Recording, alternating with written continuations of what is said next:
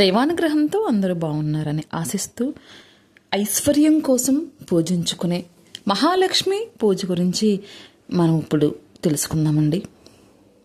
ఈ పూజను ప్రతి శుక్రవారం ఆచరించుకోవచ్చు, పౌర్ణమి రోజున కూడా ఆచరించుకోవచ్చండి.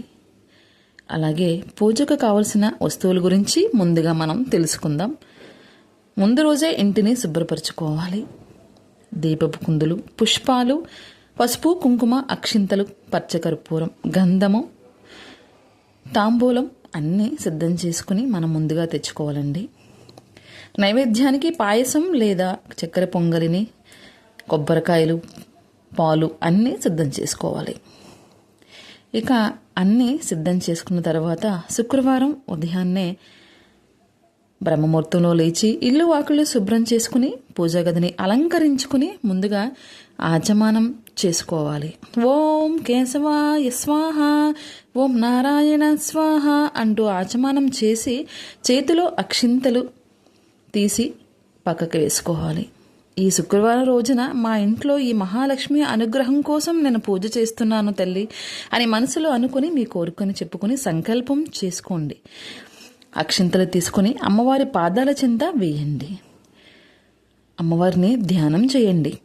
లక్ష్మీం క్షీర సముద్రరాజ తనయాం అనే శ్లోకంతో అమ్మవారిని మనసులో ధ్యానించుకుని అష్టోత్తర శతనామావళిని, మీకేమీ రాకపోతే శ్రీ మహాలక్ష్మి నమః అనే మంత్రాన్ని 108 సార్లు పారాయణం చేసుకుని అక్షింతలు లేదా పూలు అమ్మవారి పాదాల చెంత వేయాలి. నైవేద్యం ముందుగానే సిద్ధం చేసి పెట్టుకున్నట్టుగా చక్కెర పొంగల్ కానీ పాయసం కానీ, కొంతమంది వయసైన వాళ్ళు ఉంటారు కదండి, పూజ చేసుకోవాలనే ఆరాటం ఉంటుంది, అన్ని పనులు చేసుకోలేరు కదా. అలాంటి చేసుకోలేని స్థితిలో ఉన్న స్త్రీమూర్తులు ఎవరైనా సరే బెల్లం ముక్కను నైవేద్యంగా పెట్టి మనసులో సంకల్పం చెప్పుకొని అమ్మవారిని పూజించుకున్నట్లయితే అమ్మవారు యథావిధిగానే కరుణిస్తుందండి. ఇక అమ్మవారి పూజకి మనకి అక్షింతలు, పసుపు, కుంకుమ, పూలు అన్నీ తెలిసినాయే కదా. ఇక విశేషంగా మీకు దొరికితే తామర పువ్వులు లేదా ఎర్రటి పుష్పాలను ఎంచుకుని తెచ్చుకోండి. ఇక దీపారాధనకు ఆవు నేతిని లేదా నువ్వుల నూనెను సిద్ధం చేసుకోండి. ఇక అమ్మవారి పూజ పూర్తి చేసుకున్న తర్వాత నుంచి మనకి మహాలక్ష్మి పూజ చేస్తే అనుగ్రహం లభిస్తుంది అనే మన మనసుకే తెలుస్తుందండి. కుటుంబంలో సుఖశాంతులు, ఐశ్వర్యం, ధనలాభం, మనశ్శాంతి కలుగుతాయండి.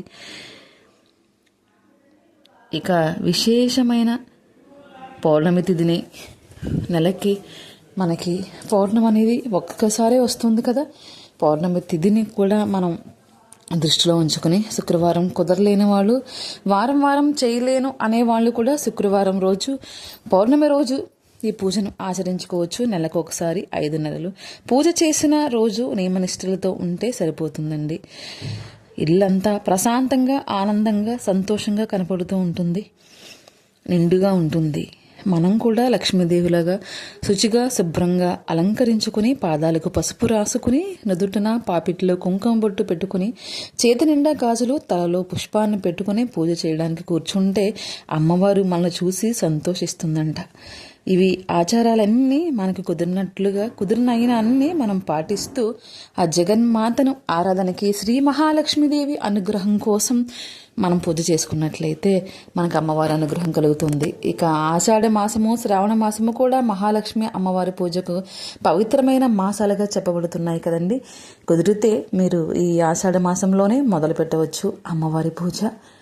అందరికీ అమ్మవారి అనుగ్రహం ఉండాలని మనస్ఫూర్తిగా కోరుకుంటూ, ఈ మహాలక్ష్మి పూజ, అమ్మవారంటే ఇష్టం ఉన్నవారు ఎవరైనా సరే మీకు ఇది నచ్చినట్లయితే ఒక చిన్న లైక్ చేయండి, షేర్ చేయండి, సబ్స్క్రైబ్ చేయండి. జ్యోతి భక్తి వ్లాగ్స్ మరో మంచి వీడియోతో మీ ముందు ఉంటుంది.